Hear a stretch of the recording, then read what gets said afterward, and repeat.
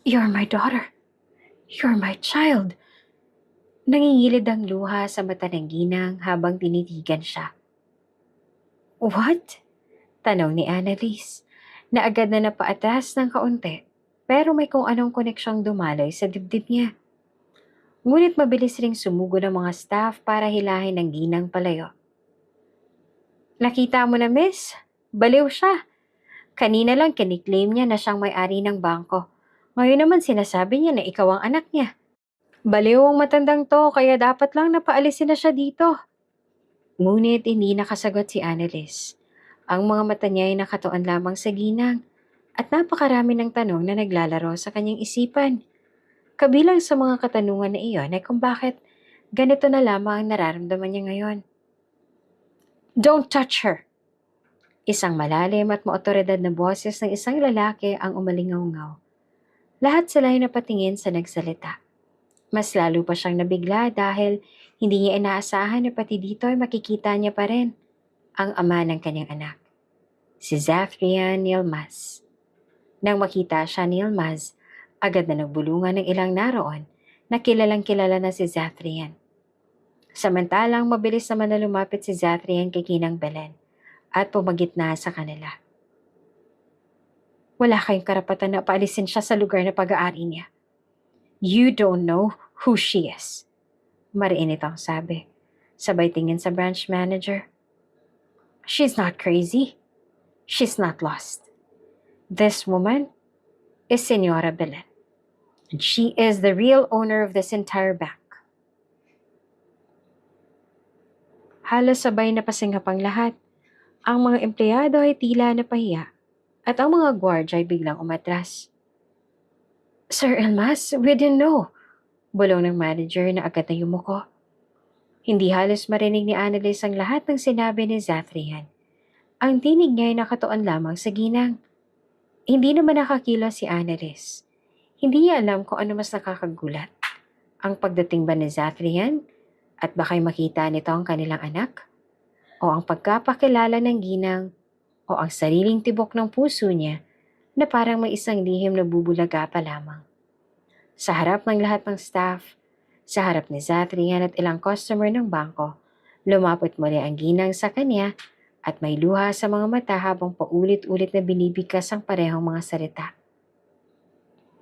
My daughter. You are my daughter. Anak ko. Nanginginig ang mga kamay ni Senyora Belen habang pilit inaaabot ang kamay ni Annalise. Napaatras si Annalise. Hindi dahil sa takot, kundi dahil sa gulat at kalituhan. Ma'am, I think there's a mistake. Nanginginig ang boses niyang sabi. Ngunit tila hindi iyon pinansin ng ginang. Hinawakan muli nito ang pisngi niya.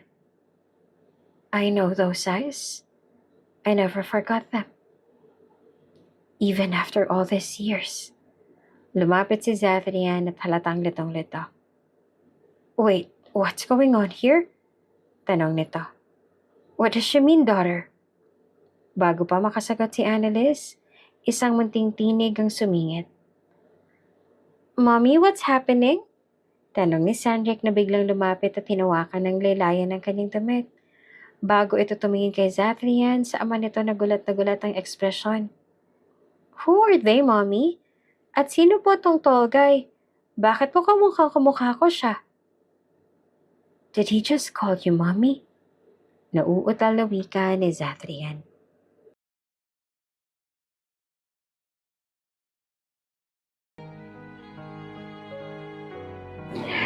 You know how much I love you, Annalise. I loved you with all I have. Binigay ko sa'yo ang lahat. Pinagkatiwalaan kita. How dare you betray me? How dare you cheat on me? Puno ng sakit ang tinig ni Zafrian. Ang luha ng mga mata nito ay tuloy-tuloy na umaagos na parang buhos ng ulan at kitang-kita sa mga mata nito. Ang betrayal at pagkabigo. Zafrian, nanginginig ang boses ni Annalise. Pakinggan mo muna ako. Hindi kita niloko. Hindi ko magagawa sa iyo yun. Mahal na mahal kita. Then explain this, Annalise. Binato nito ang isang larawan sa kanya. Ipaliwanag mo sa akin kung ano ang ibig sabihin ng picture na to. Baliw pa nito. Hindi agad nakapagsalita si Annalise. Nakatin lamang siya sa picture na nasa sahig. Ang picture niya kasamang isang lalaki na hindi niya maalala kung sino. Hinalikan siya nito sa picture na yon. Ngunit wala namang matandaan si Annalise kung paanong nangyari iyon dahil lasing siya. Galingan mo naman sa pagsisinungaling, Annalise. Baka sakaling maniwala pa ako sa'yo. Dagdag ni Zathrian na bahagyang gumaralgal ang tinig. Sa totoo lang, walang mahagilap si Annalise sa kanyang isipan dahil kahit anong gawin niya, hindi niya talaga matandaan kung sino ang lalaking yon. Wala rin siyang ideya kung anong nangyari at kung paano nagkaroon siya ng picture na ganoon. Dahil wala pa rin siyang matandaan sa mga nangyari sa mismong araw na kinuha ang larawan, maliban sa tagpo bago siya nalasing kung saan kasama niya ang kaibigan at kababata ng kanyang nobyo na si Araksha. Si Araksha! Sa wakas ay naisatinig niya. Posibleng kilala niya kung sinong lalaking yan. Siya ang kasama ko noong gabing yan. Sinama niya ako sa isang bar dahil sabi niya gusto niya akong makabonding. Alam niya ang lahat. Sigurado ako na natatandaan niya lahat ng nangyari ng gabing yon. Napatawa ng mapakla si Zathrian. Keep Araksha away from this. Wala siyang alam. Mas lalong hindi kanya isasama sa bar. Huwag mong gamitin ang pangalan niya para pagtakpan ng kataksilan mo. Pero hindi nga ako nagtaksil sa'yo, Zathrian. Alam mo, hindi ko magagawa ang bagay na yan. Kahit kailan dahil mahal na mahal kita. Umiling si Zathrian at kahit anong gawin niyang pagpapaliwanag ay tila ba ayaw na nitong paniwalaan siya. Zathrian, si Araksha. Kailangan ko siyang makausap. Sigurado ako malilinawan tayo kapag nakaharap natin siya. Huminga ng malalim si Zathrian sabay sabi. Problema at kalokohan mo to, Annalise. Huwag mong idamay si Araksha sa solusyon. Pero nagsasabi ako ng totoo.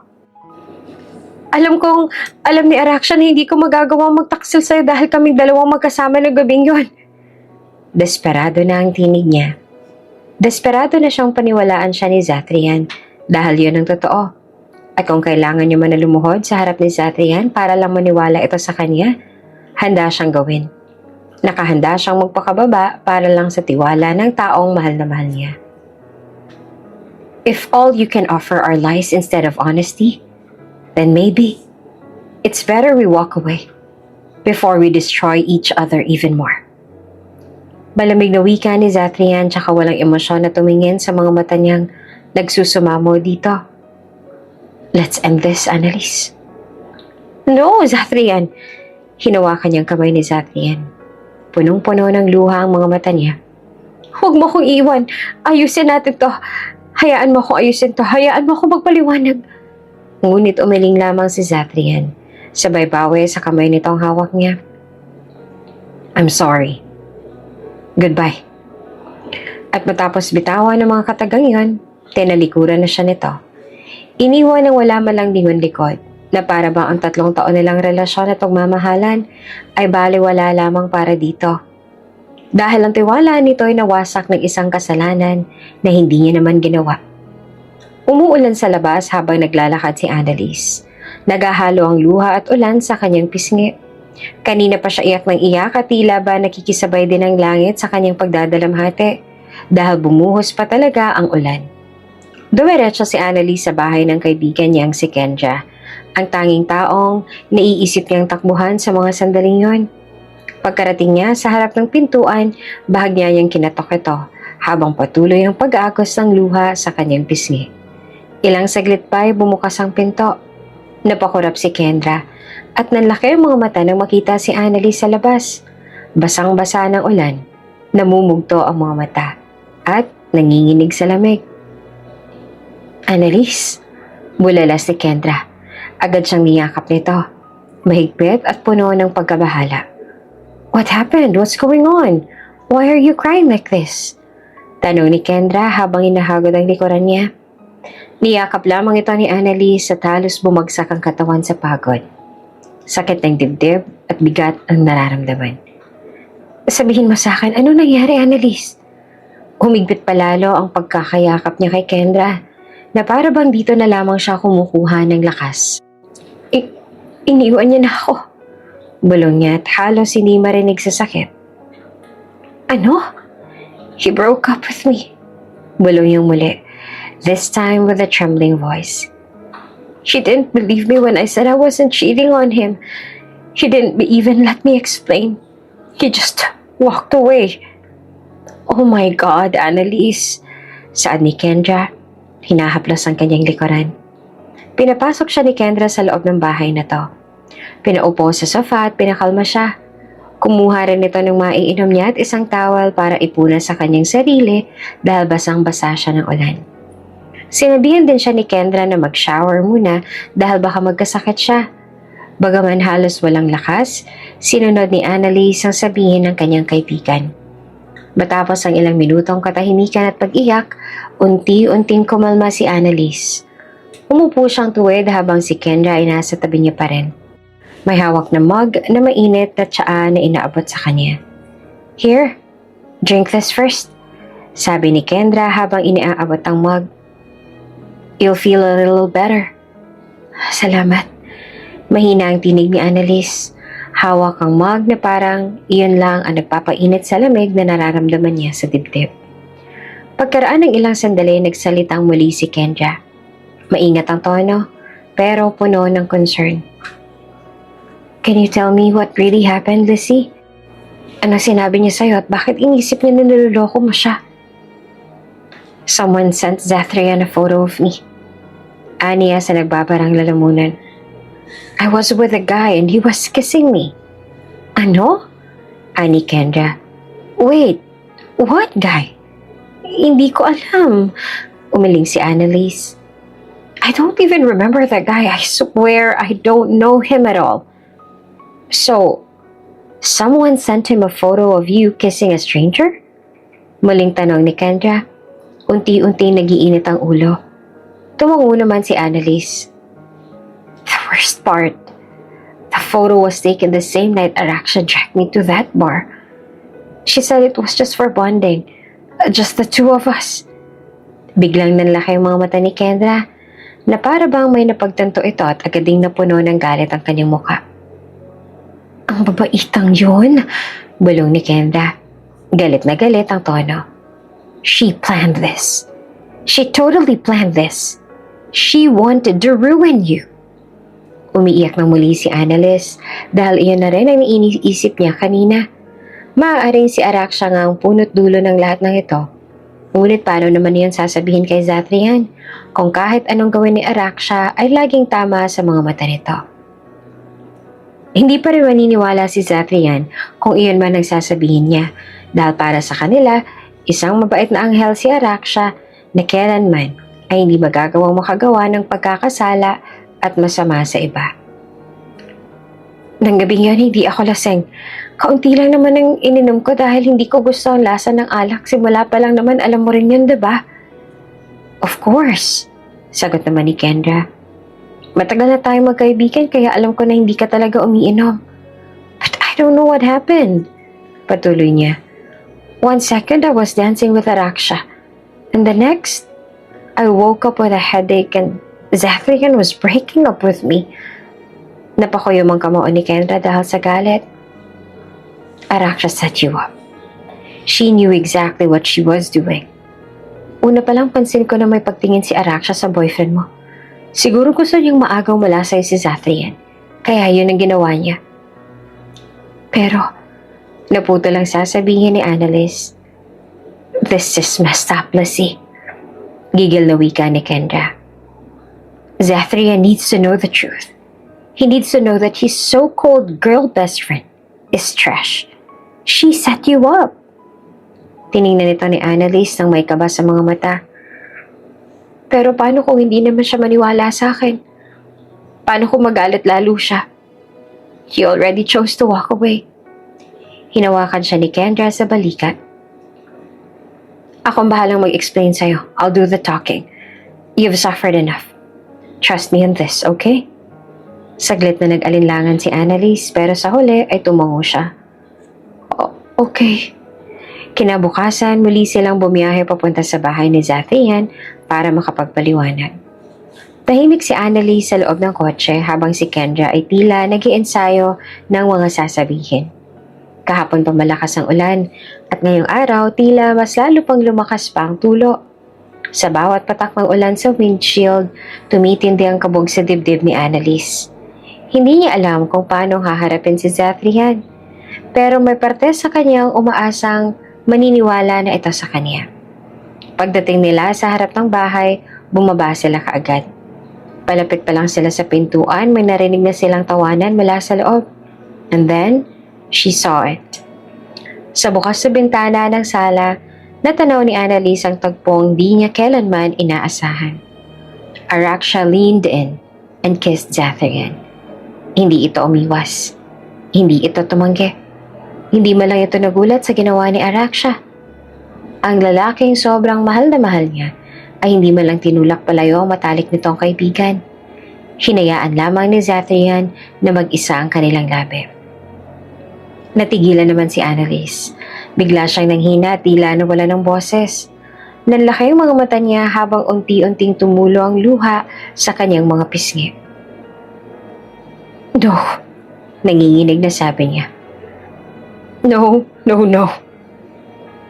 Lizzie, ang mahinang tawag sa kanya ni Kendra, kita sa mukha ang awa. Hindi na napigilan ni Annalise ang bigat ng nararamdaman. Napaiyak siya ng tuluyan at agad siyang niyakap ni Kendra. It's okay, I'm here, Lizzie. I'm here. Bulong nito habang hinahagod ang likod ng kaibigan. He doesn't deserve you. Let it out. At sa mga sandali yon, ang sakit ng pagtataksil, ang bigat ng paninira, at ang kirot ng pagkabigo ay sabay-sabay na bumagsak sa puso ni Annalise. At sa bisig ng kanyang kaibigan, doon siya muling humanap ng lakas. Mula ng araw na yon, tila gumuho ang mundo ni Annalise. Hindi na siya bumalik sa apartment ni Kendra.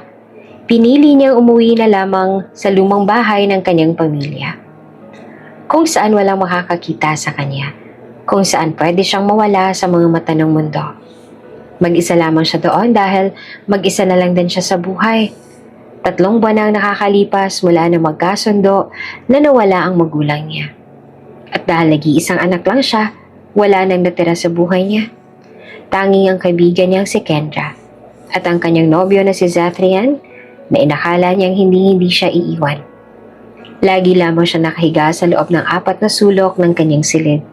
Hindi kumakain ng maayos. Halos hindi rin naliligo. Maghapon siyang nasa kama, nakatulala sa kisame. At sa bawat pag-ikot ng oras, isa lang ang paulit-ulit sa kanyang isip, ang pagkawala ng taong pinakamahal niya. Zathrian, ang pangalang iyon lamang ang lagi niyang hinihiling sa hangin na sana'y tangayin pabalik sa kanya, pero alam niyang hindi na ito ibabalik. Wala na. Wala na ang taong minsang nangakong hindi siya iiwan. Wala na ang taong kasabay niyang mangarap. Wala na ang lalaking inakala niyang magiging asawa niya balang araw. Ang bigat na nadarama niya sa kanyang dibdib ay hindi maipaliwanag. Paulit-ulit siyang nagtatanong kung saan ba siya nagkulang, kung bakit kailangan siyang saktan ng ganoon. At sa tuwing maiisip niya ang halik ni Araksha at ang pagpayag ni Zathrian, para bang muling dinurog sa maliit na mga peraso ang puso niya. Isang araw, habang nakabalot siya ng kumot at tulala nakaupo sa gilid ng kama, bumukas ang pintuan ng kanyang kwarto. Pumasok si Kendra, dalang isang tray ng pagkain at may kasamang mainit na tsaa. Lizzie, kahapon mo pa hindi sinasagot ang tawag ko, sabi nito. Hindi naman siya kumibo kaya lumapit sa kanya si Kendra. Alam kong nahihirapan ka, pero masyado mo nang pinapahirapan ang sarili mo. Hindi ka na lumalabas dito sa kwarto mo at hindi ka na rin kumakain. Ano bang gusto mo mangyari dyan sa sarili mo? Hindi siya sumagot, kaya isang malalim na buntong hininga ang pinakawala ni Kendra bago ipinatong sa mesa ang dala nitong tray. Lizzie, huwag mong pabayaan ang sarili mo ng ganito dahil lamang sa isang lalaki na hindi ka magawang pagkatiwalaan ng buo. Hindi pa rin nagsalita si Annalise, ni hindi siya tumingin sa kaibigan. Lumapit si Kendra at naupo sa tabi niya at saka mahinang hinaplos ang kanyang likod. You haven't eaten all day, bulong nito. Kailangan mong kumain, Lizzie. Huwag mong sirain ang ganito ang buhay mo. Tahimik pa rin si Annalise, pero maya-maya mahina niyang sinabi. What's the point, Kendra? Lizzie, lalaki lang yun. Makakahanap ka pa ng ibang mas deserving sa'yo. Kung hindi ka niya pinagkatiwalaan, ibig sabihin na hindi ka rin niya mahal ng lubos. Kaya huwag mong sirain ang sarili mo dahil lang sa isang lalaki na kagaya niya. I feel so empty, sambit ni Annalise, halos pabulong. It's like my life has no meaning anymore. He was everything to me, Kendra. He was in all my dreams, in all my plans. I saw my whole future with him. And now, it's all gone. Naluluha na rin si Kendra dahil sa sobrang awa sa kanya. Saksi rin kasi si Kendra kung gaano niyang minahal si Zacharian, kung paano niyang binuhos ang pagmamahal niya dito. Muli siyang niyakap ni Kendra at hinayaan siyang umiyak sa mga bisig nito. Alam ko nasasaktan ka ngayon, Lizzie. Hindi kita masisisi dahil alam ko kung gaano mong minahal si Zacharian. Mahina nitong sagot. But this pain, it doesn't define you. He doesn't define you. You are more than just someone's love story. You're strong. And I know it's hard to see that right now. But this will pass. You'll be okay. Umiling si Annalise. I don't think I will. You will, sabi ni Kendra ng mariin. You just have to take one step at a time. Alam ko na magiging maayos din ang lahat. I'll be here. I'll keep coming back until you're strong enough to stand again. Kumalas siya sa yakap at tumingin sa kaibigan. Pilit naman siyang initian ni Kendra na pilit na pinapatatag ang loob niya. Thank you, bulong ni Annalise.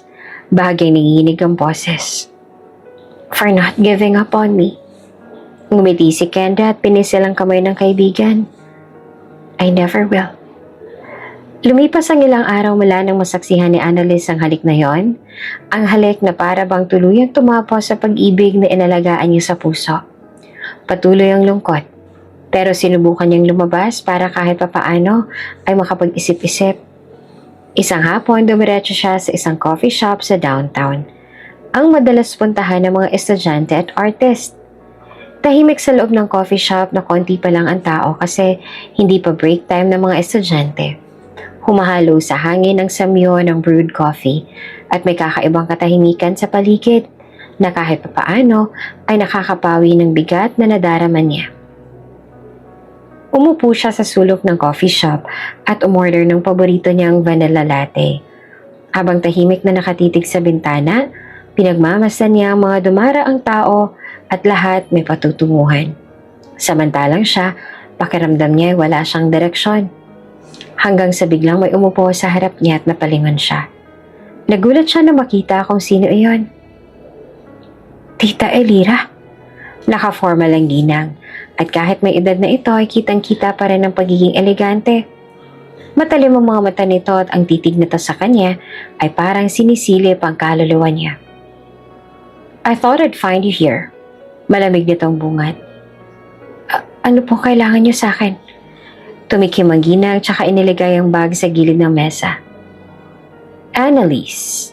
Malumanay ngunit malamig ang boses nito. I heard what happened. Zacharian told me everything. Naging tahimik si Annalise. Nanginginig ang kamay habang mahigpit na hawak ang tasa ng kape. Hindi niya alam kung ano ang sasabihin kaya pinili na lang niyang makinig. Alam ko nang niloko mo ang pamangkin ko. Alam ko nang totoo na sinaktan mo siya. I didn't do it, mahinang sabi niya. It wasn't real. Someone set me up. At sa tingin mo ba'y maniniwala pa ako sa'yo? Puno ng sarcasm ang boses nito. I knew from the very start, dagdag nito. You were going to bring nothing but pain. You're reckless. Weak. And now you've proved me right. At mas lalo pang nanikip ang dibdib ni Annalise sa mga binitawan nitong salita. You were never right for him. Patuloy pa rin Ginang. You didn't come from our world. You don't belong beside someone like Zathrian. You're a mistake I warned him not to make. Zathrian loved me. Bulong niya pa. Pilit pinipigilan ng luha. Yes, madiin na sagot ni Elira. But love isn't everything, dear. Not when it blinds him to who you really are. Napayuko si Annalise. Tita, I loved him. I still do. I never betrayed him. Sana naman paniwalaan niyo ako. Love? Umiling si Elira. You say you love him? But your name is being dragged through mud because of that photo. Do you really think any of this still salvageable? Hindi siya nakaimik. Sa puntong yun, tila ba nawalan siya ng gana na ipaliwanag at ipagtanggol pa ang sarili. Dahil napagtanto niya na kahit anong paliwanag ang gawin niya, wala nang maniniwala sa kanya. Na paniniwalaan lang nila kung anong gusto nilang paniwalaan at hindi ang totoo. I came here not to argue, mariing dagdag pa ni Elira, but to tell you this. Stay away from him. Don't come back. Don't call. Don't try to explain. Don't try to fix anything. You're not welcome in his life anymore. He deserves peace, and you will never be that for him.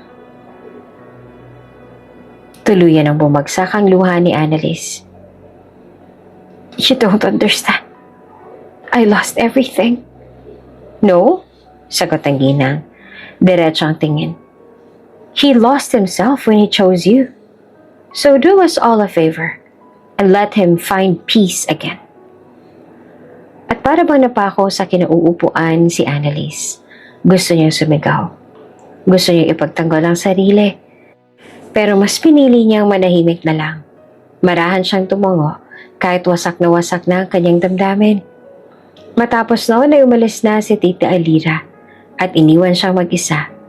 Muling binabalot ng sakit sa gitna ng isang coffee shop na minsan ay naging paborito rin nilang tambayan ni Zathrian. Lumipas ang mga linggo at kahit pilit pa rin binubuo ni Annalise ang sarili, unti-unti na siyang bumalik sa mga simpleng gawain. Umaasa siya na sa ganoong paraan ay mabilis siyang makakausad. Naisip niya rin kasi na kung magmumukmuk lang siya sa kanyang silid, mas lalo lamang siyang malulugmok at baka hindi na makaahon pa. Ngunit sa nagdaang linggo ay mga napapansin siyang kakaiba sa kanyang katawan. Madalas siyang mahilo tuwing umaga. Nawawala ng gana at may oras na bigla na lang siyang nasusuka. Noong unay iniisip niya na baka dahil lang yun sa masyado niyang napabayaan ng sarili. Ngunit kahit paano ang inalagaan niya ng muli ang kanyang sarili, patuloy pa rin iyong nangyayari sa kanya. Isang umaga pagkagising ni Annalise ay muli na naman siyang tumakbo sa banyo para doon magduwal.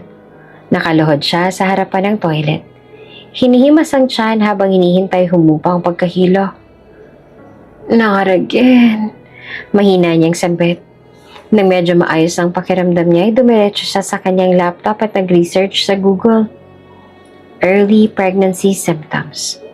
Lumabas agad ang mga resulta. Morning sickness.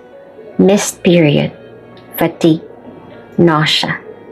Hindi siya makapaniwala sa nabasang yon dahil lahat ng nabanggit ay siya ring nararanasan niya. Pero isang kaisipan lang tumatakbo sa isip niya. Is it possible? Agad siyang nagbihis at tumakbo papunta sa pinakamalapit na pharmacy. Bumili siya ng 3 pregnancy test kits para mas makasigurado sa resulta. Pagbalik niya sa bahay, agad siyang pumasok sa banyo at sinubukan ng isa. Ilang minuto pa lang ang lumipas, pero pakiramdam niya ay parang oras ng tinakbo ng bawat segundo. At nang makita niya ang resulta, 2 linya. Mabilis siyang kumuha ng pangalawa. Ganun ulit. At sa pangatlo, pareho pa rin ang resulta. Positive lahat. Napaupo siya sa gilid ng bathtub. Hawak-hawak ang mga test kits habang tumutulo ang mga luha sa kanyang mga mata. I'm pregnant. Hinimas niya ang tiyan niya at mahina niyang bulong. You're here. Napahagulhol siya. Hindi sa takot, kundi sa sakit at lungkot na hindi niya kayang itago. Zathrian, this was your dream. Bulong niya sa hangin habang pinipilit ngumiti sa gitna ng kanyang pag-iyak. You always wanted to be a father. And now, you are. Pero mas lalo siyang napaiyak nang mapagtanto ang katotohanan. But he's not here. You won't grow up knowing him. He won't be there to hold you. Sabi niya sa anak. Tahimik lamang ang buong banyo habang niyayakap niya ang sarili at ang munting milagro sa kanyang sinapupunan. Isang alaala ng pagmamahalan na ngayon ay puno ng sakit at pangungulila. Ganun pa man nabuo ang pasya sa isip ni Annalise. Iyon na hindi na kailangang malaman ni Zathrian ang tungkol sa magiging anak nila. Kung hindi siya nito kayang pagkatiwalaan, then wala rin itong karapatan sa magiging anak nila. Ayaw niyang isipin ni Zathrian na hindi ito ang ama ng anak niya. Ayaw niya ng gulo at sapat na ang sinabi ni Auntie Elisa para lubayan siya nito. Kinabukasan ay muli siyang binisita ni Kendra sa bahay. Pagkaupo nito sa tapat niya, agad itong napakunot ang noo. Hey, what's up? You look pale. Are you okay? Ayos lang ako, sagot niya. Then, bakit parang putlang-putla ka? Nasuka lang ako kanina. Ha? Bakit ka nasuka? May nakain ka ba? Wala naman. Madalas lang ito mangyari sa akin. Bakit? Nilagay niya sa mesa ang ginamit niyang pregnancy test, kaya ay napatingin din doon si Kendra. Tumagal ang titig nito doon. Annalise, are you? Tumango siya at nanginginig na boses at sinabi ang totoo. Oo, buntis ako. Nanlaki palalo ang mga mata ni Kendra. Maya-maya ay tumayo ito at niyakap siya ng mahigpit. Oh my God, Lizzie, congratulations! Hindi ko lubos akalain na magiging auntie na ako. Masaya ako para sa'yo. Ngumiti si Annalise, bagaman nangingilid ang luha sa kanyang mga mata. Salamat. I'm so happy for you, Lizzie. Hindi pa rin nawawalang ngiti sa labi ni Annalise, kahit noong naupo itong muli sa sofa. Si Kendra naman ay punong-puno ng excitement.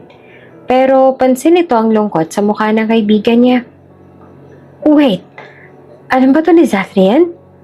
Umiling si Annalise sa tahimik. Hindi. At hindi niya na rin malalaman. Ha? Bakit naman? Tanong ni Kendra.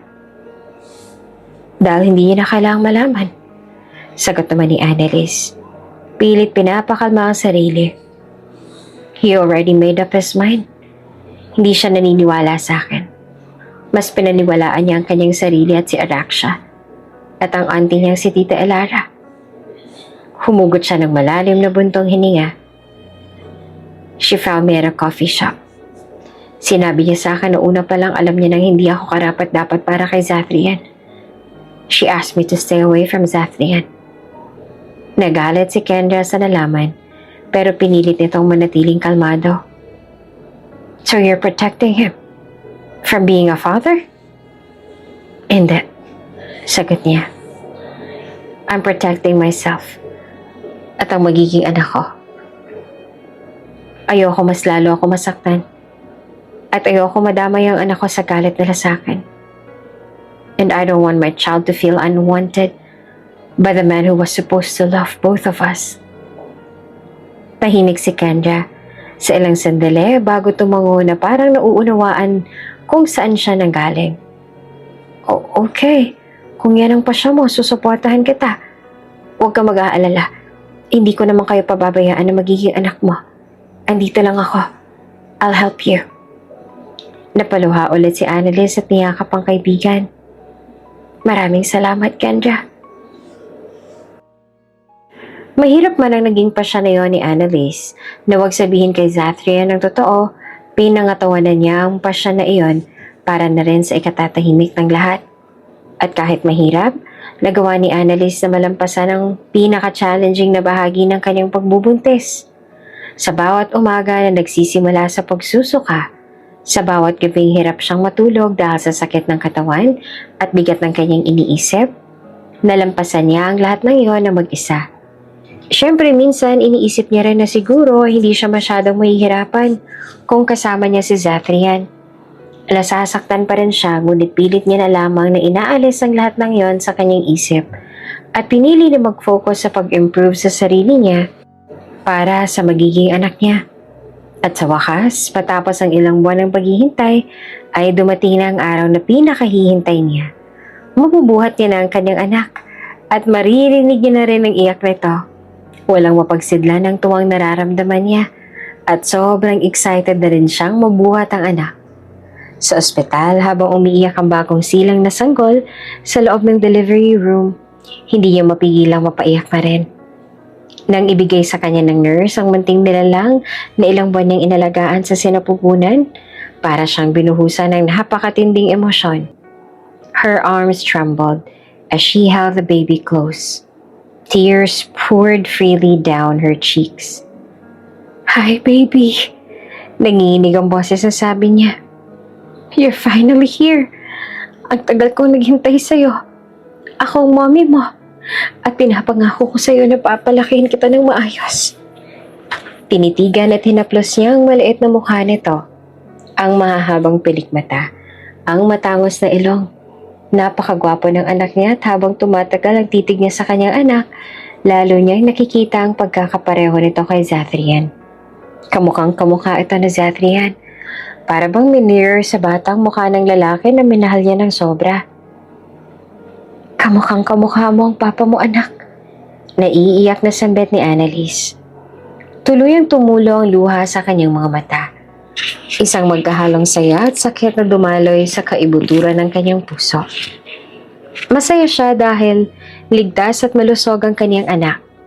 Pero masakit na hindi na nila ito masayang sinasalubong bilang isang buong pamilya. "Sobrang saya sana ng iyong ama ko nandito siya. Ang tagal niya nang pinangarap na magkaroon kami ng anak." Malungkot at mahina ang tono ng kanyang boses habang hinahaplos ang maliit na namumula na pisngi ng kanyang anak. "Pero ayos lang. Kahit wala siya dito ngayon, mamahalin pa rin kita ng buong buo. At kailanman ay hindi ko ipaparamdam sa iyo na may kulang sa buhay natin." Sa gilid ng kama, naroon naman si Kendra. Tahimik na pinupunasan ng luha sa mata dahil naiiyak din ito sa sinabi ni Annalise sa anak. At habang tahimik na hinahaplos ni Annalise ang pisngi ng kanyang sanggol, isang nurse ang lumapit sa kanya. May clipboard sa kamay. "Ma'am?" Magiliw na tanong nito. "Ano pong ipapangalan ninyo sa baby?" Hindi agad siya sumagot. Tumingin siya sa munting nilalang na payapang natutulog sa kanyang mga bisig. Isang pangalan ang sumagi sa isip niya. Ang pangalan na binuo nila ni Zathrian nang nangangarap silang dalawa ng isang masayang pamilya. "Sunrick," sagot niya sa wakas, mangiti sa kanyang labi. "Sunrick Ventura magiging pangalan niya." Ang ganda naman ng pangalan niya, bagay na bagay sa kanya kasi napakagwapo niya. Ani ng nurse habang sinusulat iyon. "Congratulations po, Mommy. Mamaya babalik po ulit ang nurse dito para i-check si baby. Magpahinga po muna kayo ngayon." Pagkaalis ng nurse ay agad na lumapit si Kendra. Hindi na makapaghintay. Maingat itong kinuha si Sunrick mula sa bisig ni Annalise at buong pagmamahal na inakay ito sa dibdib. "Hello, sa napakagwapo kong inaanak." Magiliw na bulong ni Kendra. Nakangiti habang pinagmamasdan ang bagong silang na sanggol. "Ako magiging ninang mo. And guess what? I'm gonna spoil you so much. Bibiling ko lahat ng gusto mo." Napangiti naman si Annalise sa gitna ng kanyang pagluha. Ramdam niya kasi kung gaanong kamahal ni Kendra ang kanyang anak. At sa sobrang laki ng pasasalamat niya sa Diyos kasi binigyan sila ng anak niya ng isang kaibigan na katulad ni Kendra. Huminga ng malalim si Annalise at muli siyang napatitig sa kanyang anak. Sa kabila ng bigat ng pinagdaanan niya, sa mga araw na halos sukuan niya ng lahat, heto na siya.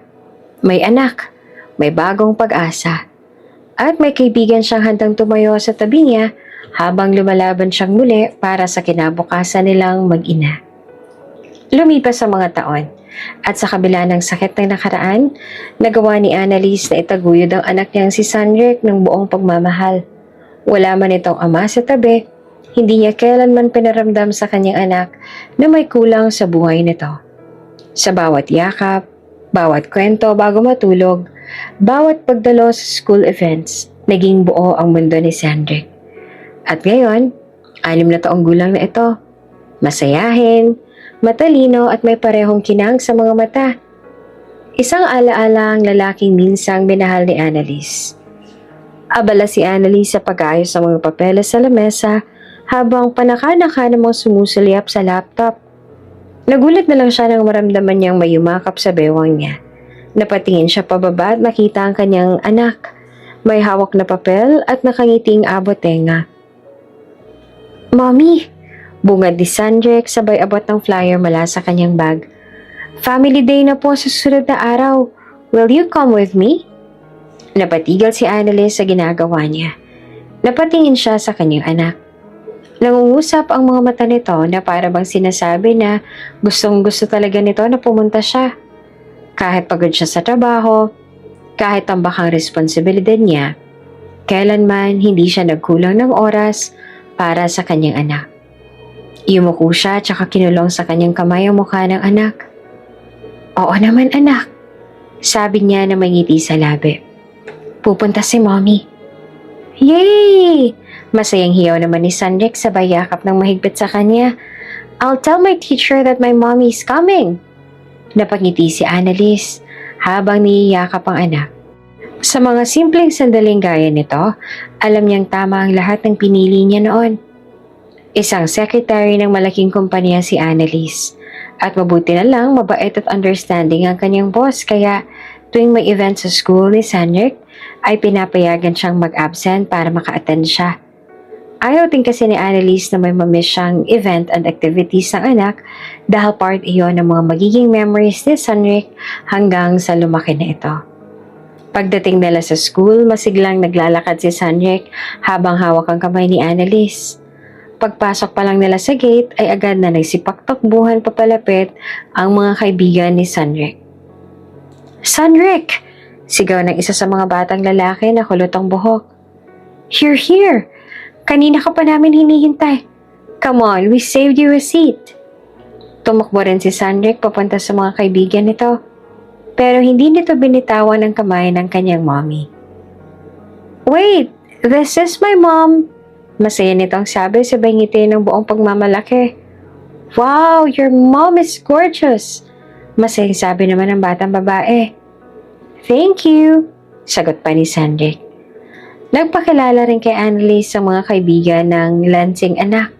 Lalo na yung mga bago kasi ang ilan sa kanila ay kilala na since lagi siyang pumupunta sa bawat event sa school ng kanyang anak.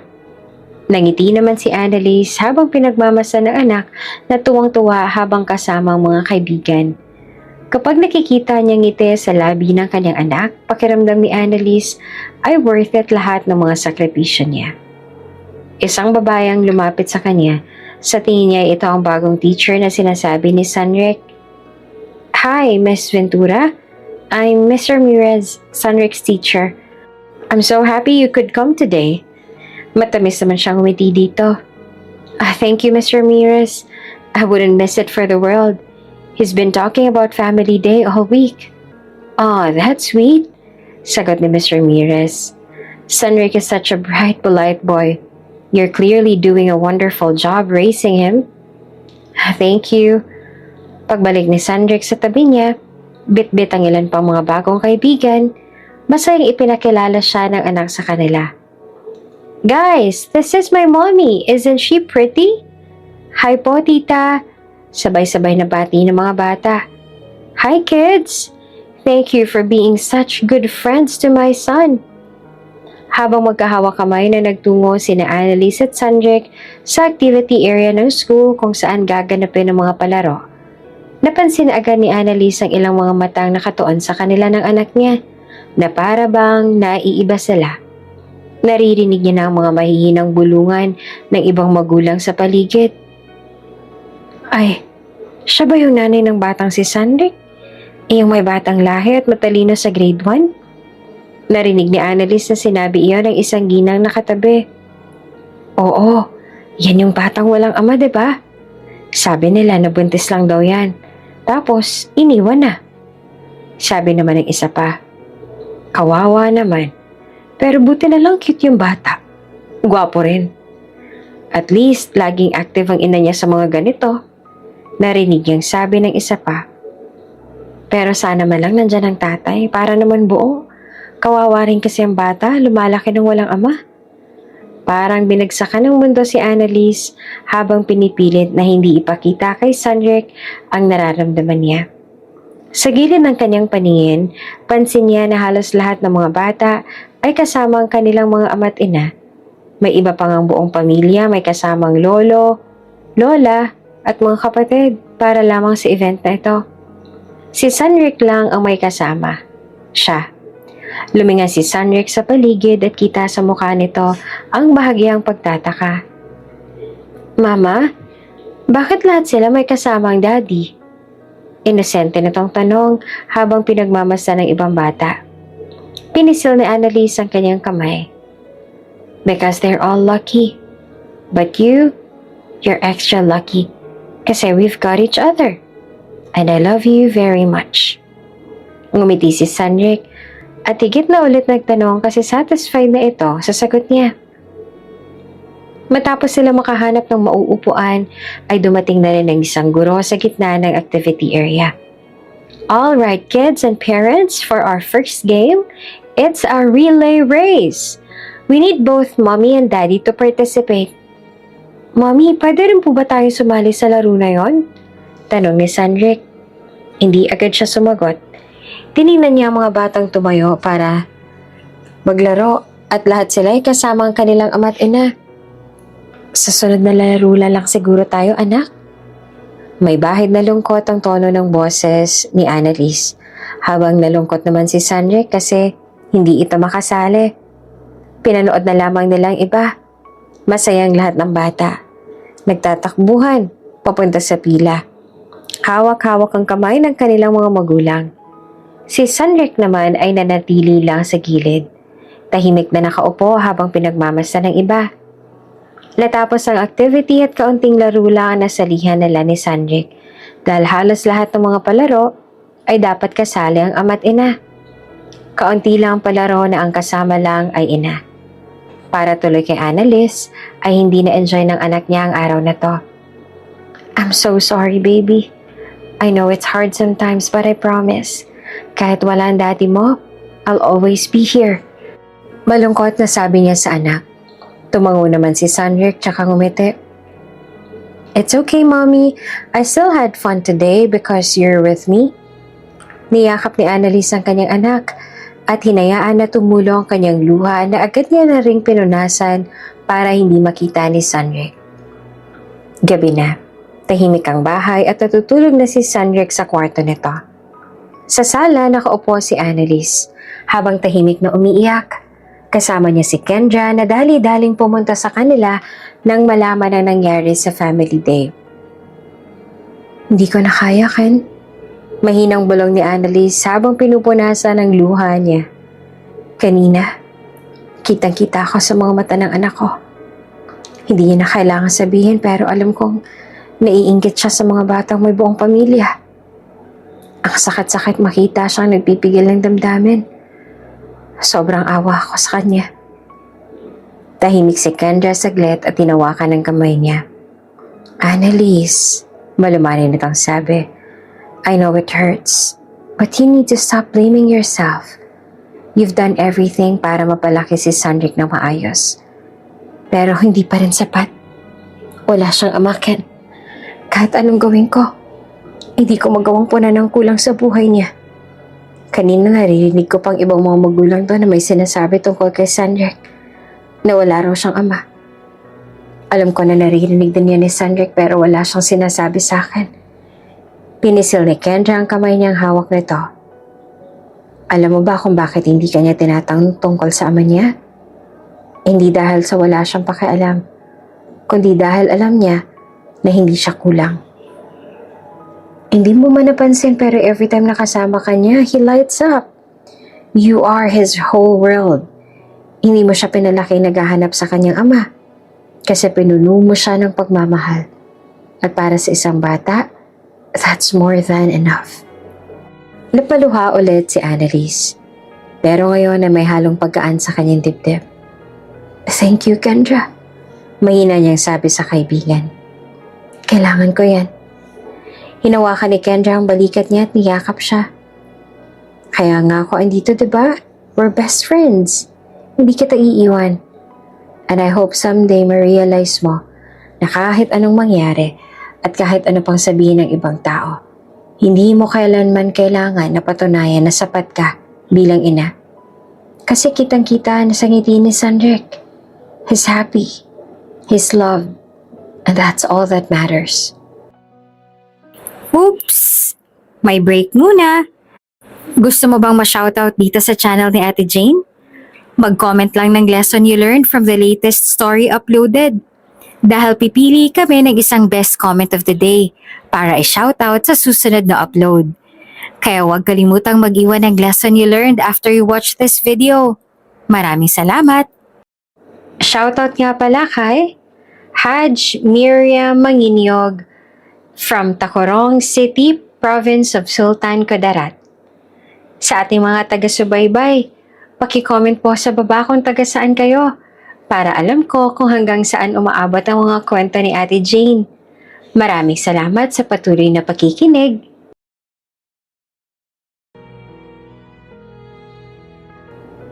Habang abala ang lahat sa opisina, napansin ni Jake ang boss ni Annalise na tila wala sa sarili si Annalise.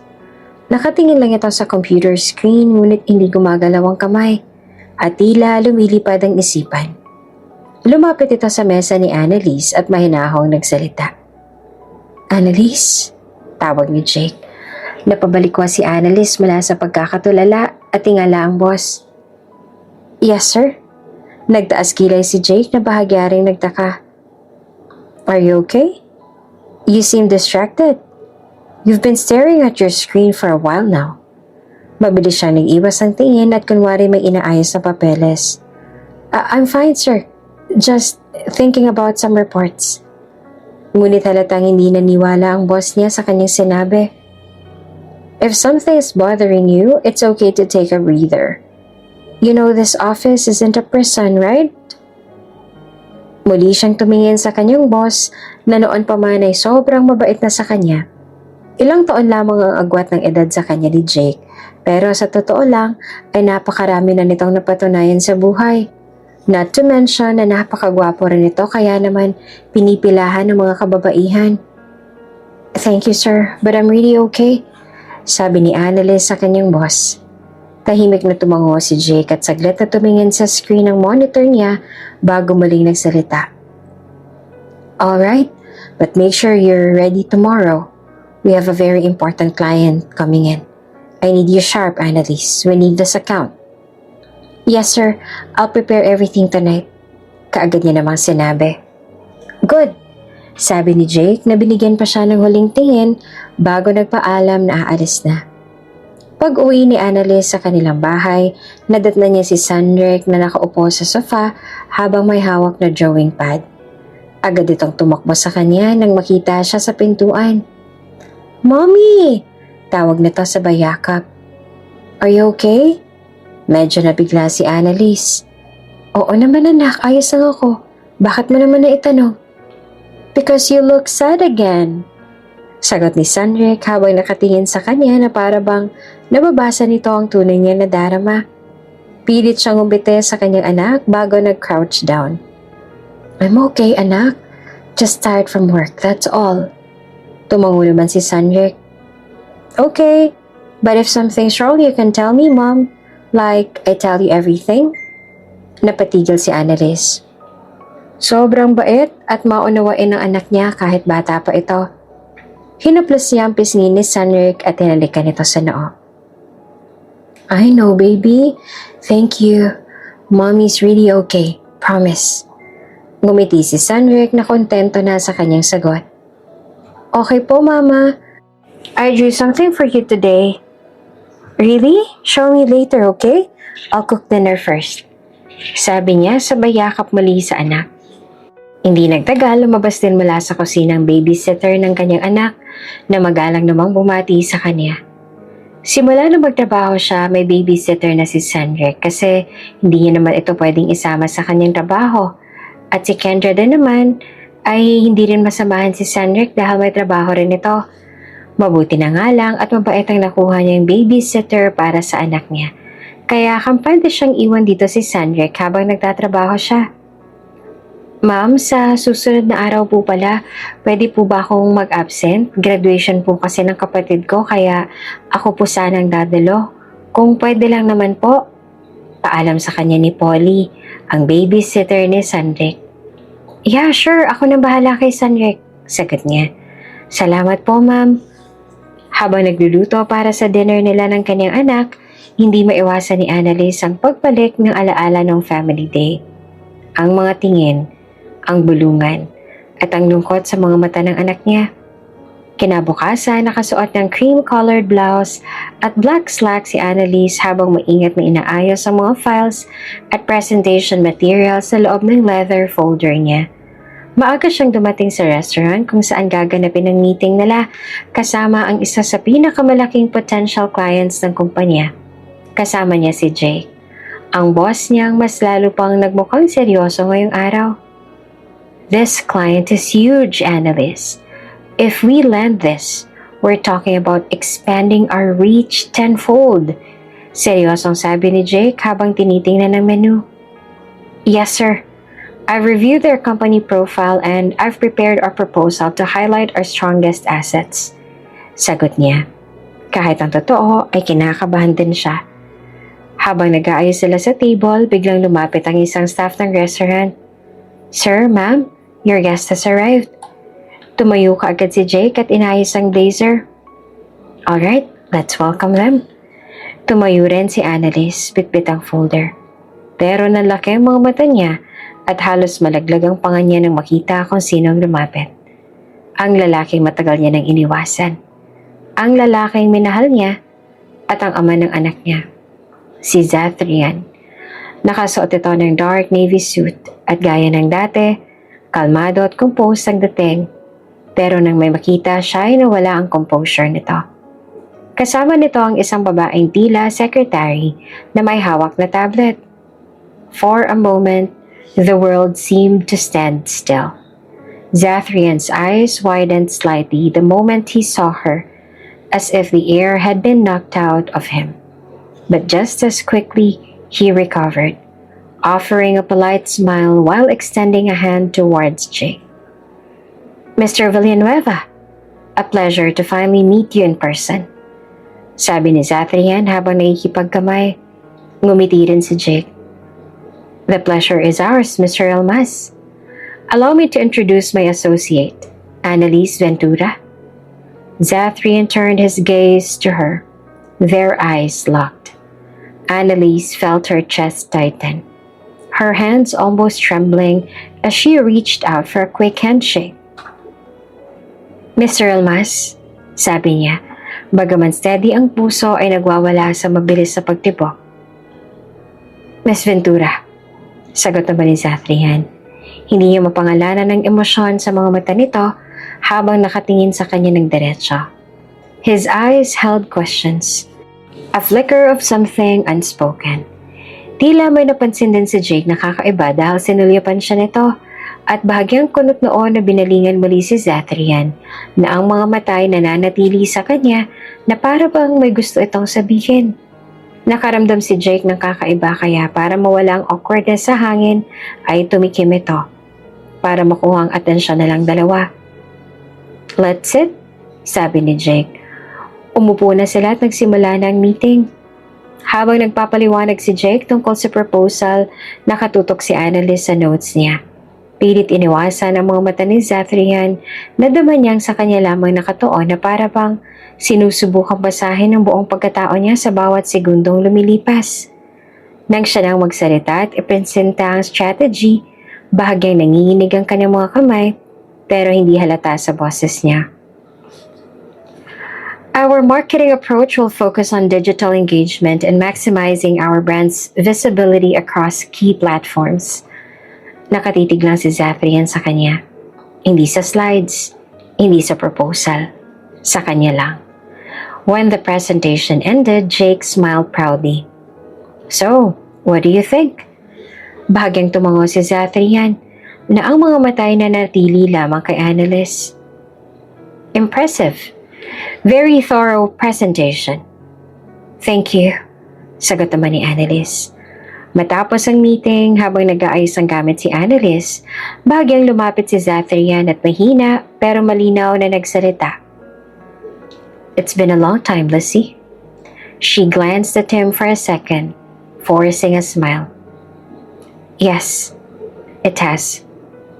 Before she could say more, Jake came back and invited them to the car for a follow-up tour of the company office. Tumango naman si Zafrian, pero bago ito tumalikod, muling sumulyap kay Annalise. Isang tingin na puno ng tanong at pangungulila. Gabi na makauwi si Annalise mula sa trabaho. Pagkababa pa lamang ng bag niya sa sala, agad siyang sinalubong ni Kendra, na halatang excited pero nag-aalala na makita ang ekspresyon niya. Hey, you're finally home. Pinauwi ko ng maaga si Polly kasi mukhang nag-aalala siya para sa kanyang bunsong kapatid. Sabi ni Kendra habang sumunod sa kanya papunta sa kusina. I need water. Sagot ni Annalise, bakas ang pagod sa kanyang boses. Binuksan niya ang refrigerator at kumuha ng malamig na tubig. Tahimik si Kendra ng ilang segundo bago muling nagsalita. So, how did the meeting go? Bakit ganyan ang itsura mo? Tahimik na uminom muna si Annalise bago sumagot, pero halatang may iniisip. Pagkatapos ng isang buntong hininga, tumingin siya kay Kendra. I saw him. Nalaki ang mga mata ni Kendra. Who? Na makita ang pag-aalala sa kanyang mga mata ay agad itong nagkaroon ng kutob kung sinong nakita niya. You mean Zafrian? Yes, him. Wait, what? Bumaba ang boses ni Kendra dahil baka marinig sila ni Sandrick na napakalakas pa man din ang pandinig pero ramdam ang tensyon. Where? What happened? He's our new client, Kendra. One of the biggest ones. Siyang nakamiting namin kanina. No way! Are you serious? Oo, natagpuan niya na ako. Umupo si Kendra sa bar stool sa harap ng counter. Lissy, if he's one of your clients now, that means your paths are going to cross. A lot. I know. Are you prepared for that? What if he sees Sandrick someday? Nanahimik si Annalise. Hindi siya nakasagot. Lumipas ang ilang segundo at muling nagtanong si Kendra. What are you going to do? Tanong ulit ni Kendra. Tumingin siya sa kaibigan. Hindi niya pwedeng malaman ang totoo.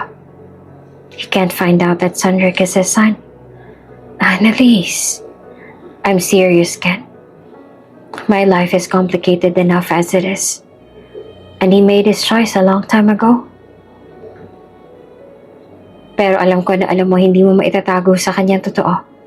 Darating ang araw at mabubunyag din ang katotohanan na nagkaanak kayo. Bago pa man makasagot si Kendra, biglang pumasok si Sandrick na hawak ang paborito nitong laruan habang lumapit sa kanila. Nang makita siya ni Sandrick na nakauwi na, ay agad siya nitong nilapitan at humalik sa kanyang pisngi. Mommy? Nina? What are you talking about?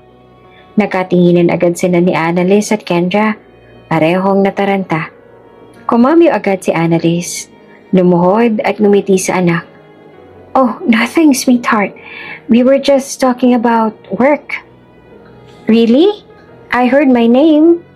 Tumawa naman si Kendra. We were just saying you were growing up so fast.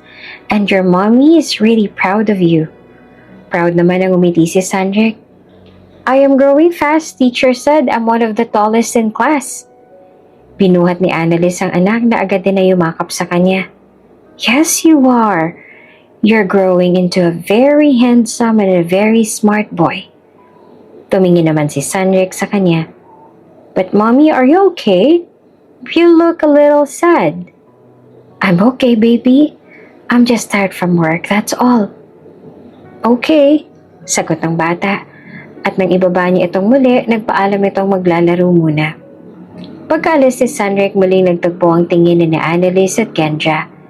Ngayon, mas mabigat na ang katahimikan sa pagitan nila. Are you sure about this? Bulong ni Kendra. I have to be, sagot naman ni Annalise. For his sake. Sa sumunod na araw, habang papunta si Annalise sa isang department para ipasa ang finalized draft ng contract, napansin niyang paakyat din si Zathrian sa parehong koridor. Hindi niya inasahan na agad silang magkakasalubong. At kahit sobrang bilis ng tibok ng puso niya, pinilit niyang pinatiling kalmado ang kanyang mukha. Hindi niya kayang ipakita na nanginginig ang kanyang loob. Kung kaya nang magtama ang kanilang paningin, profesional na ngumiti siya dito. Good afternoon, Mr. Elmas. Magalang niyang bate. Sabay tangkang dumaan sa gilid nito. Ngunit bago pa siya tuluyang makalampas, marahang hinawakan ni Zathrian ang pulso niya para pigilan siya.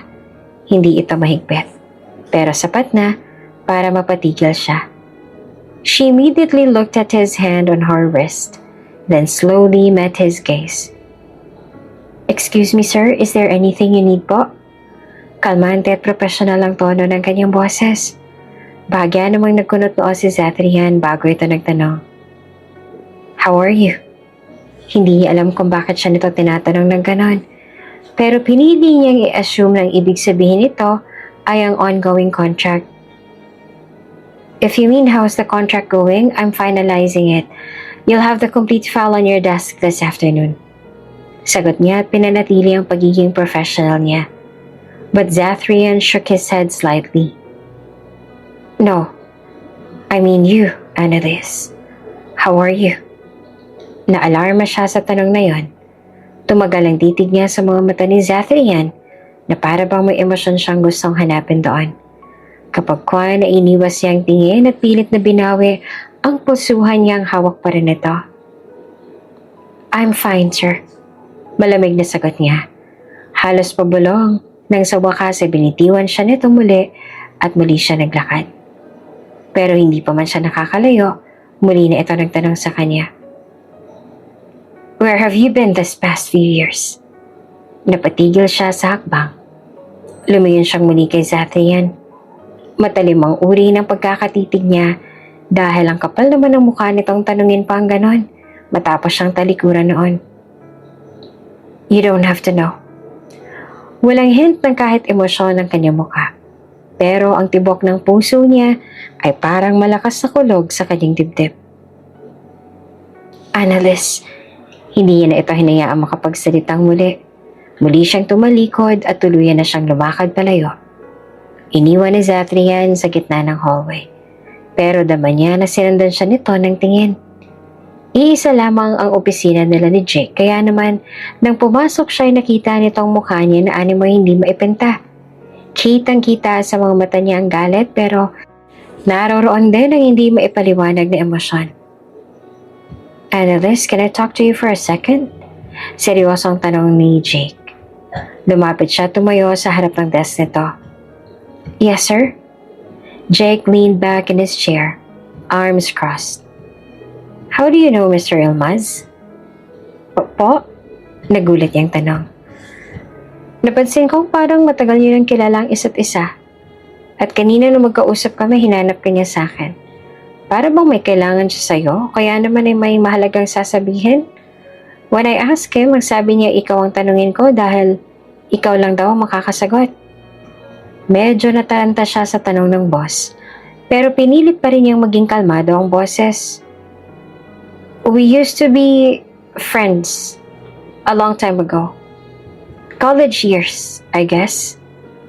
Ani Jake. Tumango pero bahagyang may pagtataka pa rin sa ekspresyon. Akala ko more than. Or maybe you had some professional history? Not really, sir. Tumango si Jake na satisfied na sa sagot niya bago may kinuhang documents at inabot sa kanya. Alright. I'll leave you to work. Thanks. Tinanggap ni Annalise ang documents at dumiretso na siya sa kanyang lamesa. Hindi nagtagal ay umalis si Jake sa opisina. At nang sandaling lumabas ito ng pinto, pinakawalan niya ang isang malalim na buntong hininga. Paano kung magtuloy-tuloy pang pagkikita nila ni Zathrian? At paano kung tuluyan na nitong madiskubre ang totoo? Na may anak sila? Anong gagawin nito? Kukunin ba nito sa kanya ang anak nila? Ngayon pa lang ay natatakot na si Annalise sa kung anong mga maaaring mangyari. Pero aram niya rin na hindi niya habang buhay maitatago ang totoo. Ganun pa man, sa gitna ng kanyang pag-aalala na baka matuklasan na ni Zathrian ang totoo, pero tuwing nasa bahay siya, hindi niya ipinapahalata sa kanyang anak na may malalim siyang iniisip. Ayaw niya kasi na mag-alala ang kanyang anak, lalo pat napakatalino ng kanyang anak. Sa isang bangko sa lungsod, kasama ni Annalise ang anak niyang si Sunrick at ang babysitter nitong si Ate Polly. Naroon sila upang ayusin ang isang transaksyon sa savings account ng bata. Mommy, labas po muna kami ni Ate Polly. Magpapabili po ako ng ice cream. Paalam sa kanya ni Sunrick. Sure, baby. Bago niya binalingan si Polly. Polly, bantayan mo siyang mabuti, ha? Opo, ma'am. Makalipas ang ilang sandali, ay nagkaroon ng kaguluhan sa bungad ng bangko. Mabuti na lamang pala't lumabas muna sila Sunrick at hindi nila ito nakita. Excuse me, ma'am, hindi po kayo pwedeng pumasok dito na dalayan. Sigaw ng isang guard habang sinusubukan na harangin ang isang matandang babae na may daladalang bayong at suot ay luma at kupas na duster. Ang ibang mga staff naman ay nagsimula rin magbulungan. Siya na naman. Nakita ko yan sa labas ng isang araw. Ano na naman ang ginagawa niya dito? Maybe she's just crazy or senile. Hindi nagtagal ay lumapit ang branch manager na may mapanuring tingin. Sa hindi malaman na dahilan ay hindi niya maalis ang kanyang tingin sa ginang. Hindi niya rin mawari kung anong klase ng emosyon ang nadarama niya ngayon. Ma'am, you really need to leave. This is a private financial institution, not a market. Ngunit diretso lang ang tingin ng ginang. Tumindig ito ng diretso at marahang sinabi, hindi ko lubos akalain na ganito palang mga staff sa bangko na to. Masyadong mga mapanghusga. Mapangmaliit at akala mo'y kung sino ko umasta. Judging and humiliating someone just because of their appearance and the way they dress is cruel and shallow. I truly expect better from all of you. Singhal ng ginang na nagpanganga sa ilang naroon. Marahil ay hindi nila inaasahan ng tuwid na Ingles nito. Anong karapatan mong sabihin kami ng ganyan, ha? Singhal ng bank manager. Sinasabi ko ito kasi naranasan ko kung paano niyo ako husgahan at i-discriminate dahil lang sa aking simpleng pananamit. Everyone deserves to be treated with respect and dignity, regardless of how they look or what they wear. It's disappointing to see such thoughtlessness. Humalakak naman ang manager. Akala mo kung sino kang umasa porket wad ang Ingles mo. Hoy, tanda! Ipapaalala ko lamang sa'yo na kahit pabalik-baliktarin mo man ang mundo, hindi ka pa rin nababagay sa lugar na to. Kaya mabuti pa'y umalis ka na at isama mo na yung bayong mo dahil sa labas, doon ka nababagay. Subalit hindi nagpatinag ang ginang. This is enough. Binigyan kita ng chance dahil umasa akong hihingi ka pa ng sorry. But with this attitude, pinatunayan mo lang sa akin na dapat ay hindi kita bigyan ng chance. Tinatanong mo kung sino ako, hindi ba? I am Belen Mercaverde. This bank belongs to me. Nagkatinginan ng mga empleyado at ang iba hindi naman napigilang tumawa. Is she serious? Bulong ng isang teller. Oh, she must be confused. Wika naman ng isa pa. Oo nga. Tsaka ang kapal ng mukha niya na pagsabihin ng ganyan ng manager natin, ha? Nang parasahan ng paalisin ng ginang, hindi na nakatiis si Annalise at agad siyang lumapit sa kanila para ipagtanggol ng ginang na inapi. Excuse me? Sabay matalim tingin sa mga staff. You don't have the right to speak and treat someone like that. She deserves to be treated with respect whether you believe her or not.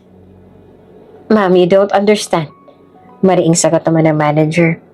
She has been coming here for days, claiming that she owns the bank. We tried to be polite, but Ngunit bago pa man niya matapos ang sasabihin ay tumingin ng matanda kay Annalise. Lalaki ang mga mata ng gilang at napuno ng hindi mapangalanan na emosyon na ipinagtataka naman ni Annalise. Lumapit ito sa kanya. Bahagyang nanginginig ang kamay. My God, bulong ng ginang. Your face. Your eyes. Nagulat naman si Annalise nang hawakan ng ginang ang kanyang pisngi. Marahang hinaplos na para bang hindi siya makapaniwala. You're my daughter. You're my child. Nangingilid ang luha sa mga mata ng ginang habang tinititigan siya. What? Tanong ni Annalise. Agad na napaatras ng kaunti pero may kung anong koneksyong dumalay sa dibdib niya. Ngunit mabilis ring sumugod ang mga staff para hilahin ang ginang palayo. Nakita mo na, miss, baliw siya. Kanina lang ay kiniklaim niya na siya raw ang may-ari ng bangko. Ngayon naman sinasabi niya na anak ka niya. Baliw ang matandahan na to kaya dapat lang napaalisin na siya dito. Ngunit hindi nakasagot si Annalise. Ang mga mata niya ay nakatuon lamang sa ginang at napakarami ng tanong na naglalaro sa kanyang isipan. Kabilang sa mga katanungan na yon ay kung bakit ganito na lamang ang nararamdaman niya ngayon. Don't touch her. Isang malalim at maotoridad na boses naman ng isang lalaki ang umalingaw. Lahat sila ay napatingin sa nagsalita. Mas lalo pa siyang nabigla dahil hindi niya inaasahan na pati dito ay makikita niya pa rin ang ama ng kanyang amak. Si Zathrian Yilmaz. Nang makita nila si Yilmaz, agad na nagbulungan ng ilang mga naroon na kilalang kilala na si Zathrian. Samantala ay mabilis naman na lumapit si Zathrian kay Ginang Belen at pumagitna sa kanila. Wala kayong karapatan na paalisin siya sa lugar na pag-aari niya. You don't know who she is. Mariin itong sabi. Sabay tingin sa branch manager. She's not crazy. She's not lost. This woman is Senora Belen. She is the real owner of this entire bank. Halos sabay-sabay na napasinghap ang lahat. Ang mga empleyado ay tila napahiya at ang mga gwardya ay biglang umatras. Sir Yilmaz, we didn't know. Bulong ng manager at agad na yumuko. All this time ay sinubok niya lamang kayong lahat. As her business partner, I was aware of her plan and I supported her dahil matagal na akong nakatanggap ng mga reklamo tungkol sa mga ugali ninyo at sa pang-discriminate ninyo sa ibang tao. Hindi ko lubos akalain na maski ang mismong may-ari ng bangko ay mararanasan din ito sa inyo. Singhal pa ni Zathrian. Habang sinasabi iyon ni Zathrian, ang mga mata ni Senora Belen ay nasa kanya lang nakatuon. Hindi naman nakakilos si Annalise. Hindi niya alam kung anong mas nakakagulat, ang pagdating ni Zathrian at baka'y makita nito ang kanilang anak, ang pagpapakilala ng ginang o ang sariling tibok ng puso niya na parang may isang lihim na bubulaga pa lamang. Sa harap ng lahat ng staff, sa harap ni Zathrian at ilang customer ng bangko, lumapit muli ang ginang sa kanya at may luha sa mga mata habang paulit-ulit na binibigkas ang parehong mga salita. My daughter. You are my daughter. Anak ko. Nanginginig ang mga kamay ni Senora Belen habang pilit na inaabot ang kamay ni Annalise. Napaatras naman si Annalise. Hindi dahil sa takot, kundi dahil sa gulat at kalituhan. Ma'am, I think there's a mistake. Nanginginig ang boses niyang sabi. Ngunit tila hindi iyan pinansin ng ginang. Hinawakan muli nito ang pisngi niya. I know those eyes. I never forgot them. Even after all these years. Lumapit si Zathrian, halatang litong-lito. Wait, what's going on here? Tanong nito. What does she mean, daughter? Bago pa makasagot si Annalise, isang munting tinig ang sumingit. Mommy, what's happening? Tanong ni Sandrick na biglang lumapit at tinawakan ng laylayan ng kanyang damit. Bago ito tumingin kay Zathrian. Sa ama nito, nagulat ang ekspresyon. Who are they, Mommy? At sino po tong tall guy? Bakit po kamukhang kamukha ko siya? Did he just call you Mommy? Nauutal na wika ni Zathrian. Halos sabay yung pintig ng dibdib ni Annalise sa bilis ng mga pangyayari. Ngunit bago pa siya makapagsalita o makapagpaliwanag, bigla na lamang na natumba si Ginang Belen dahil nawala nito ng malay. "Senyora!" sigaw ni Zathrian sabay saludito. Halos sabay na nagsitakbo ang mga gwardiya at staff para tumulong. Agad naman na tumawag ng ambulansya si Annalise habang si Zathrian ay pilit na pinipigilan ng pagpanik. Pagdating sa ospital, agad isinugod si Senyora Belen sa emergency room. Naiwan sa labas sina Zathrian, Annalise, Polly at si Sandrick na ngayon ay tahimik lamang habang nakaupo sa kandungan ng kanyang ina. Maya-maya pa lumabas ang doktor. Seryosong muka. "Doc," agad na sabi ni Zathrian, "how is she?" "She's stable now," sagot naman ng doktor. "But she lost consciousness due to an overwhelming emotional episode. Based on her medical history, she has a weak heart. High emotional stress can easily trigger syncope or even cardiac complications." "So, was it because of what happened earlier?" tanong ni Annalise sa mahinang boses. "Yes. Her body reacted to an emotional overload. You should be careful not to stress her again like that. She needs rest and calm environment." Tumango lamang si Zathrian, pero ang mga mata niya ay nakatutok kay Annalise. And now, more than ever, he needed answers. Kinausap pa si Zathrian ng doktor kaya si Annalise ay lumipat muna sa kanyang anak na halatang naguguluhan pa rin sa lahat ng mga nangyayari. Matapos masiguro na nasa mabuting kalagayan si Senyora Belen, lumapit si Zathrian kay Annalise na nakaupo sa waiting area. Hawak ang kamay ni Sandrick, nakatabi si Polly. May halong kaba sa mga mata ni Annalise nang mas pansing palapit ito. "Annalise," tawag ni Zathrian, seryoso ang tono ng boses niya. "Can we talk? Privately?" Napatingin si Annalise kay Sandrick na ang inosenteng mga mata ay nakatuon lamang kay Zathrian. Para bang napakarami nitong sasabihin at itatanong ngunit hindi alam kung saan magsisimula. Sa pagtitinginan pa ng dalawa, ramdam mo na ang hindi maitatangging koneksyon. Halata naman ang pag-aalangan sa mga mata ni Annalise, pero tumango rin siya kalaunan dahil sa itsura ngayon ni Zathrian para bang hindi ito papayag na hindi siya makausap. Hinarap ni Annalise ang anak para magpaalam. "Anak, kakausapin lang ni Mommy si Sir Zathrian. Dito ka muna kasama ang Ate Polly mo, ha? Babalik din agad ako. And be a good boy." "Yes, Mommy," sagot naman ni Sandrick habang umiti at kumaway sa kanya. "Polly, bantayan mo si Sandrick, ha?" Tumango at umiti naman si Polly. "Opo, Ma'am." Naglakad silang dalawa palayo sa waiting area. Tahimik sa simula habang naririnig pa rin ang kakaunting tunog mula sa ospital. Pagdating sa isang medyo liblib na sulok ng hallway kung saan walang ibang taong dumaraan, huminto si Zathrian. Nakatitig ito kay Annalise at ramdam niyang bigat ng tanong na nais itong bitawan. "Who's the father of that child?" Walang pakundangan na tanong nito sa kanya. "Iyan ba ang dahilan kaya gusto mo ako makausap?" Malamig naman na sabi niya dito. "Yes. Gusto kong malaman kung sinong ama ni Sandrick." Napailing si Annalise at sarkasikong tumawa. Ganun pa man kita sa mga mata niya ang pagtitimpi. "What does it have to do with you?" Balik niyang tanong. Malamig ang tono.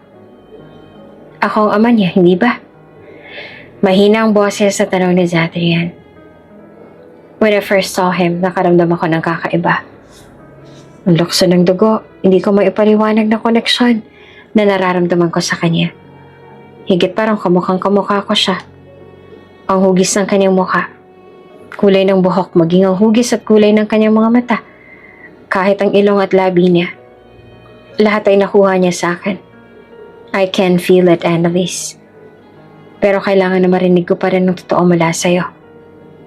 Hindi agad nakasagot si Annalise. Tila na-stuck sa lalamunan niya ang mga salitang nais niyang bitawan. "I need you to be honest with me, Annalise." Muling sabi ni Zathrian, mas madiin na ang boses ngayon. "I need to know the truth. Is he my son?" Hindi pa rin siya sumagot kaya hinawakan ni Zathrian ang magkabila niyang balikat. At paulit-ulit siyang tinanong kung ito nga bang ama ng kanyang anak.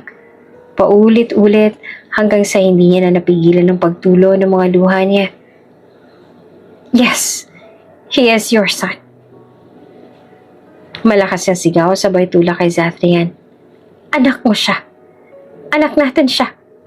Ano, masaya ka na ba? Nalaman mo na kung anong totoo? Tumigil ang mundo ni Zathrian sa sagot na iyon. Habang si Annalise naman ay tuloy sa pag-iyak at patuloy din na tinutulak si Zathrian palayo sa kanya. Why? Mahina niyang tanong dito. Why didn't you tell me? Why didn't you say anything? Annalise? Umiling si Annalise. Hindi siya sumigaw. Pero baka sa bawat salitang binitiwan ng galit at sakit. For what, Zathrian? What would have been the point? You already made up your mind back then. You believed what you wanted to believe. Pinaniwalaan mo ang sarili mo at ang ibang tao kaysa sa akin. When I needed you, when I needed your trust the most, you walked away. Annalise. Bulong na Zathrian. Parang gustong lumapit pero hindi alam kung paano. You turned your back on me. Dagdag niya na ang boses ay puno ng panunumbat. You believed lies. You believed them. You didn't even ask me what really happened. I begged you to believe me para malang hayaan ako makapagpaliwanag sa'yo. I begged with my tears. But you chose to leave. I'm sorry, Annalise. Niyakap siya ni Zathrian at wala siyang nagawa. Hinayaan niya itong yakapin siya at sa mga bisig siya nito umiyak. Sa mga sandaling yon, para bang nawala na din siya ng lakas. I'm really sorry. Patawarin mo ako kung hindi ako naniwala sa iyo noon. Kung pinili ko na maniwala sa kasinungalingan ng iba. Hindi pa rin siya makasagot. Animo ay may kung anong nakabara sa lalamunan niya, kaya hindi siya nakapagsalita. At may part din sa kanya na gustong marinig ang paliwanag ni Zathrian. I don't know I have the right to ask for anything. Maririnig sa boses ni Zathrian ang labis sa pagsisisi at panghihinayang. But I need you to know. A year after natin maghiwalay, I found out the truth. It was Araksha. She planned everything, Annalise. The pictures. The lies. She manipulated me. She wanted to ruin us. Kung ganoon ay tama pala talagang hinala ni Kendra noon. Si Araksha ang dahilan ng lahat ng nangyari noon. Ito ang may kasalanan. The guy in the photo, the one you were supposedly cheating on me with, he came to me. Patuloy ni Zathrian. His jaw was tightening. He told me everything. Araksha paid him to set you up. She also kissed me. Pinilit niyang sarili niya sa akin when I pushed her away. Pero wala nang ibang nangyari more than kiss. Napalunok si Annalise. Hindi niya alam kung anong mas matimbang. Ang galit o ang gulat. I cut her off after that. Completely. Sabi pa ni Zathrian. But when I tried to find you, you were gone. No trace. I searched for you everywhere, Annalise. I wanted to apologize. I wanted to fix everything. But you disappeared. Because I was told to. Mahinang sagot naman ni Annalise. Napakunot ang noon ni Zathrian. What? Tita Elara. She said, her voice trembling. She asked me to leave you. Kumala si Zathrian sa yakap at tumingin ng diretso sa mga mata niya.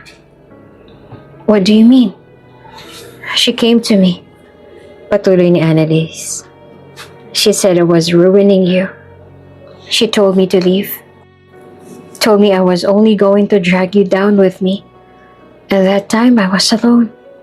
Scared dahil iniwan mo na ako. At nakita ko kayo ni Araksha noon and no one believed me. Napuno naman ng guilt ang mga mata ni Zathrian na para bang hindi nito ma-imagine ang lahat ng hirap na pinagdaanan niya noon. You don't know how many nights I hated myself for leaving. Gusto kong bumalik. Gusto kong makapagpaliwanag sa'yo. Ayokong isipin na habang buhay kang galit sa akin dahil lamang sa isang pagkakamali na hindi ko ginawa. Annalise whispered, her voice cracking. But I didn't know what to fight anymore. Not with everyone around you trying to push me away. Pinili kong sumuko dahil ako na lang ang lumalaban. Ako lang handang lumaban. Kasi na-realize ko na kahit anong gawin kong ipaglaban ka, walang mangyayari. Dahil ikaw ang unang sumuko sa atin noon. Niyakap siyang muli ni Zathrian. Sa mga sandaling yon ay para bang ayaw na nitong bitawan siya. Na para bang kung may kakayahan lang itong bumalik sa nakaraan, ay babalik ito para lang maitama nito ang lahat ng pagkakamali noon. Makalipas ang ilang sandali, bahagyang lumayo si Zathrian. Kinulong nito sa mainit itong palad ang kanyang mukha at tumingin ng diretso sa mga mata niya. Annalise, I'm so sorry for not fighting harder for you. For not trusting when you needed me most. Napapikit si Annalise. Pilit nilulunok ang emosyon sa lalamunan niya. I don't know what you want from me now, Zathrian. Mahinahon na sinabi niya. But I already made my peace with the past. I had to. For my son. Pagkatapos ng mabigat na usapan nila, sabay na bumalik sina Annalise at Zathrian sa waiting area ng ospital kung saan naroon si Polly at si Sandrick. Nang makita siya ni Sandrick, agad itong tumayo at tumakbo papunta sa kanya. Mommy, you're back! Tuwang-tuwang sabi ni Sandrick at niyakap si Annalise. I'm sorry baby, naghintay ka ba ng matagal? Tanong niya sa anak. Hindi naman po, Mommy.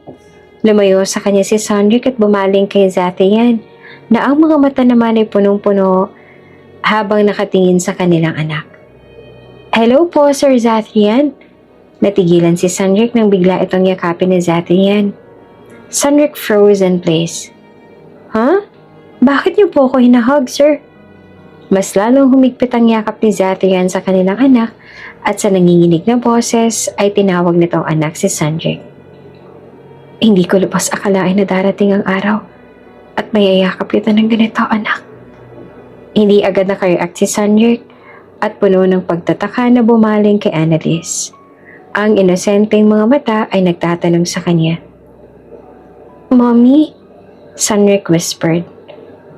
What? Did he just call me? Annalise met her son's eyes. Slowly she nodded, a soft yet emotional smile forming on her lips. Yes, sweetheart. He's your dad. Sandrick's eyes widened. Parang hindi ito makapaniwala. My dad? Kumala sa yakap si Zathrian kaya malayang napagmasdan ni Sandrick ang mukha ng ama. Makikita kung paanong kumislap ang mga mata nito dahil sa labis na tuwa. Anak, Zathrian said gently and his voice was cracking. I am your father. Sandrick stood frozen for a second, but then suddenly tears welled up in his eyes. Ito ang muling yumakap sa ama ng sobrang higpit. Dad, he choked out. I have a dad? Zathrian held him close, as if he never wanted to let go again. And I'm never going anywhere again. I promise. Aaminin ni Annalise na wala sa plano niya noon na sabihin sa kanyang anak ang tungkol sa ama nito at wala rin sa isip niya na hayaan na magtagpo ang kanilang mga landas. Subalit habang nakatingin siya sa mag-ama ngayon, hindi niya maitatanggi na masaya siya na hindi nangyari ang plano niya. Na nagkita at nagkasama pa rin ang mag-ama dahil ngayon ay kitang-kita niya kung gaanong kasaya ang kanyang anak. Na para bang nabuo ang matagal nang nawawalang parte ng buhay ni Sandrick at ang makitang masaya si Sandrick ay sapat na para kay Annalise. Kahit pang ibig sabihin nun ay kailangan niyang kalimutan ang sarili niyang mga plano. Tahimik na pumasok si Annalise sa ospital kung saan nagpapahinga si Senyora Belen. Nasa kama pa rin ito. Medyo mahina ngunit gising at alerto. Nakatitig sa kawalan, waring may iniisip na malalim. Pagkita sa kanya, bigla itong umiti at muling tinawag siyang anak. My daughter, Belen whispered, her eyes misty with longing. Humakbang siya palapit sa kama na kinauupuan nito, bagaman nakangiti, ramdam niyang nanginginig ang kanyang tuhod. Good afternoon po, ma'am. I just wanted to check on you. Hindi ko lubos akalain na lalaki ka ng ganitong kaganda, anak. Hindi po ako ang anak niyo, ma'am. I know it's you. I've waited for this day for so long. Bakit niyo naman po iniisip na ako ang anak niyo, ma'am? Maingat na inabot ng ginang ang kamay niya. Tell me, is your mother's name Shuvi Ventura? Napakunot ang noon ni Annalise. Paano niyo po nalaman ang pangalan ng aking ina? At ang iyong ama ba si Fernando Ventura? Tumango si Annalise. Gulong-gulo kung bakit alam nito ang buong pangalan ng magulang niya. Nagsibagsakan din ang luha sa mga mata ni Ginang Belen. Because Shuvi is my younger sister. Nanlaki ang mga mata ni Annalise. Napatras siya ng bahagya. What? I am your real mother, Annalise. Belen whispered, her grip on Annalise's hand tightening ever so slightly. When I was young, I made a mistake. I got pregnant out of wedlock. And our family, they couldn't accept it. I couldn't raise you then. I didn't have anything. Walang-wala ako. I have no money, no support, no future. Hindi rin ako pinanagutan ng nakabuntis sa akin ng iyong ama dahil may pamilya na siya noon. I begged your Aunt Shuvi to take you in, to raise you as her own. I left for another country hoping I could build a better life so I could return for you someday. But when I finally came back, she was gone. She cut off all contact. I tried everything to find her and you, but you had vanished. So, wika ni Annalise. You're really my mother? Tumango ang ginang. Yes. You are the child I've never stopped searching for. Unang kita ko pa lang sa'yo, alam kong ikaw ng anak ko. Every day, I wondered if you were safe, if you were happy. I blamed myself for leaving you. But I thought, if I could just make things better, I could come back and be your mother again. I just never thought it would take this long. Hindi na nakapagsalita si Annalise. Na hindi niya na nga alam kung ano magiging reaksyon niya dahil sa malaman at narinig. Her entire world felt like it was turning upside down. All those years, akala niya ang Mama Shuvi niya ang kanyang tunay na ina dahil pinalaki siya nito ng maayos at minahal ng buong buo. She was the best mother. Wala siyang narinig na kung ano mula sa kanyang ama't ina. Hindi niya lubos akalain na ang kinikilala niyang ina hanggang sa edad niyang ito ngayon ay siya palang nakababatang kapatid ng kanyang tunay na ina. Never did she imagine that the woman in front of her, stranger yet oddly familiar, was the one who gave her life. She whispered, I don't know what to say. You don't have to say anything now, Belen said gently. Just let me be here. Let me make it up to you. Please, anak.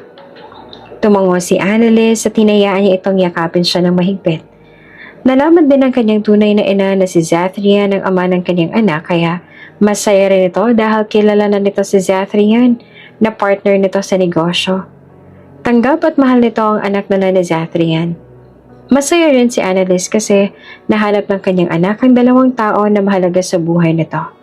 Samantalang dahil sa nangyaring gulo sa bangko, natanggal ang ilang empleyado na minaliit si Ginang Belen nung ito'y nagpapanggap na simpleng ginang para lahat sila'y subukin, lalo na ang manager. This time, sinigurado nila na mas mabuti at deserving ang mga bagong empleyado. Dahil sa hindi naman ganong kasamang ugali ni Senyora Belen, nung nagmakaawa sa kanila ang lahat ng mga natanggal na empleyado, hinayaan pa rin nito na makahanap sila ng ibang trabaho. Grabe ang plot twist ng buhay mo, Lizzie. Parang pang-telenovela. Natatawa na sabi sa kanya ni Kendra. But I'm happy for you, bestie. Ang mahalaga, alam mo na kung anong totoo ngayon. At buo na rin ang pamilya niyo. Tingin ko naman after all those years, nagbago na si Zathrian. Salamat, Kendra. Niyakap niyang kaibigan. Salamat at lagi kang nariyan para sa amin ng anak ko. Always, sagot ni Kendra. We're best friends after all. Ilang araw mula nang malaman niyang totoo na sina Senyora Belen ang tunay niyang ina, bumisita sila sa libingan ng kanyang magulang dahil gusto raw itong makausap ng kanyang ina. Hinawakan ni Annalise ang kamay ng kanyang tunay na ina habang naglalakad sila papunta sa puntod ni Shuvi, ang babaeng pinalaki siyang parang sariling anak. Sa bawat hakbang, ramdam ni Annalise ang kakaibang damdamin, lungkot, pasasalamat at paghilom. Kasunod naman nila ang kanyang mag-ama. Buhat-buhat ni Zathrian ang anak na halos ayaw na ring lumayo dito. Pagdating sa harap ng puntod ay tumigil sila. Yumuko si Ginang Belen at dahan-dahang lumuhod sa harap ng lapida. Binasa niya ang pangalan ni Shuvi Ventura na nakaukit doon, kasabay ng pagdaloy ng luha mula sa mga mata.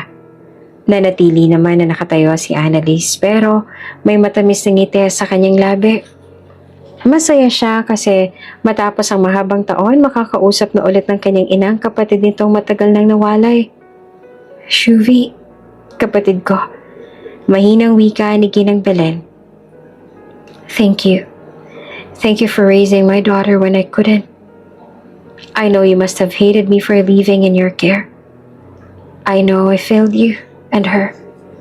But I never stopped thinking about her. And I will spend the rest of my life making things right. Binaba naman ni Zathrian ang kanilang anak na agad at tumakbo papunta sa tabi niya at hinawakan ng isa niyang kamay. Mommy, malambing na sabi nito. Are you okay? Ngumiti naman si Annalise. Oo naman, baby. Masaya lang ang mommy ngayon. Then lumapit din si Zathrian sa kabilang side ni Sanjek. Tumingin ito at ngumiti ito sa kanya bago hinawakan ang kamay ng anak. Kasabay ng pagpayag niya na makabawi sa kanya ang kanyang tunay na ina. Hinayaan din ni Annalise na makabawi sa kanilang anak si Sanjek. Tiningnan ni Annalise ang puntod ng babae at kinilala niyang tunay na ina. You gave me everything, Mama Shuvi, even when it wasn't yours to give. I'll always be grateful. But now, I will let myself move forward.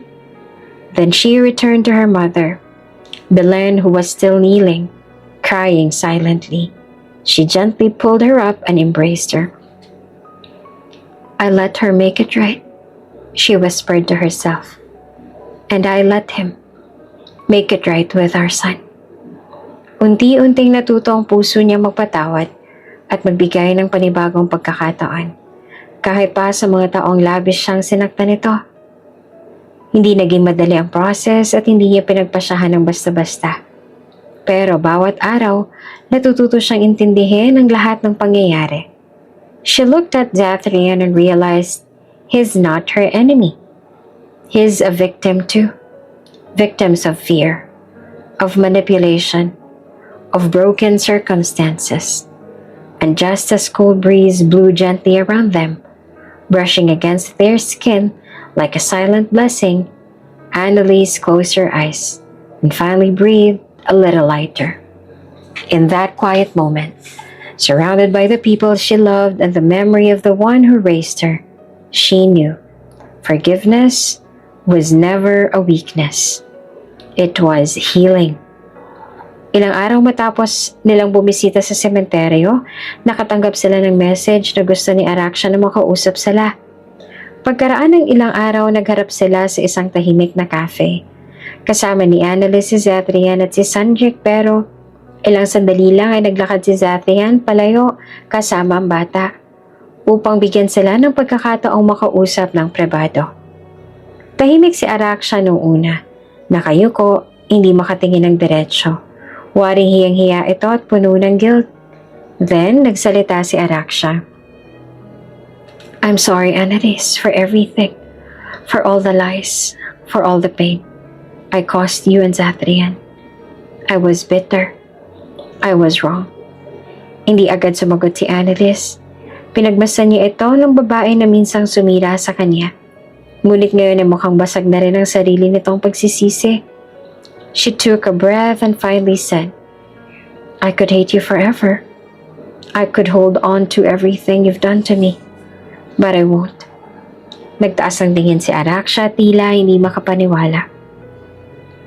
"I won't," Annalise repeated, "because I have a son. And I want him to grow up knowing that forgiveness is strength, not a weakness. I won't let him think it's okay to carry hate." Tumakas ang luha sa mga mata ni Araksha at tila lalo itong nahiya. "I'm sorry," Araksha whispered once more. "I know," sagot ni Annalise. Makalipas ang ilang linggo, isang bisita naman ang dumating sa bahay ni Annalise, si Elara, ang tita ni Zathrian. Kumain sila ng tanghalian at pagkatapos ng katahimikan, si Elara nang nagbukas ng usapan. "I owe you the truth, Annalise," she said. "I asked you to leave Zathrian back then because I thought I was protecting him, but I was wrong. And I hurt you in the process. I was selfish." Tiningnan nito ni Annalise, hindi nang may galit kundi may kaunting lungkot. "You took away my choice," sagot niya. "But I also know you did it because you were afraid of losing him, just like I was." "I am so sorry," Elara murmured, "for everything." Tahimik ulit si Annalise pero makalipas ang ilang segundo ay tumango siya. "I forgive you, Tita Elara," she said. "We can't go back but we can try again. For Sanrik. For all of us." Biglang lumapit si Sanrik mula sa pintuan. Hawak ang laruan. "Mommy, look! Binili po ni Daddy!" Sigaw nito habang tumatakbo. Napangiti naman si Annalise at niyakap ang anak, habang si Elara ay ngumiti. Kasabay ng pangako na kahit kailan, hindi na ulit ito makikialam sa kanila. Sa puntong yon, alam ni Annalise na unti-unti nang bumubuo ng bago at mas payapang simula ang kanilang pamilya. Hindi madali ang daan papunta roon, pero nagsimula na siya sa pinaka-importanteng hakbang, pagpapatawad. "Alam kong marami nangyari sa atin noon, Zathrian. Aaminin kong nasaktan ako ng sobra. Aaminin ko rin nagalit ako sa'yo. Pero gusto kong malaman mo na pinapatawad na kita. Pinapatawad kita hindi dahil sa itong madaling gawin. Hindi rin dahil sa anak natin. Pinapatawad kita dahil gusto kong makalaya mula sa sakit at magsimula rin ng panibagong yugto." Hindi pa man yan natatapos ang lahat ng kanyang sasabihin, ay niyakap na siya ng sobrang higpit na Zathrian. Paulit-ulit ito nagpasalamat sa kanya. "Pangako, gagawin ko ang lahat para makabawi ako sa inyo ng anak natin at para mabuo ang ating pamilya." Pangako nito.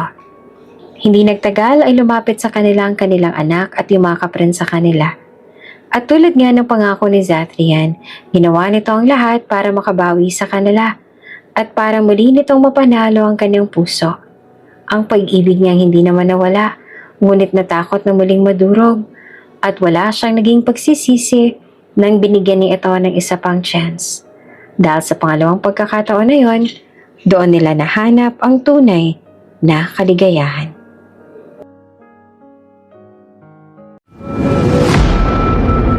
Kung bago ka pa lang sa channel na ito, Ate Jane TV, huwag kalimutang pindutin ang notification bell and subscribe button. Sana po hindi naman malaking abala sa inyo ang pagpindot ng subscribe button dahil ang kapalit po nito ay ang pagsuporta para makapag-produce ng mga libreng stories sa mga channels ni Ate Jane. Maraming salamat!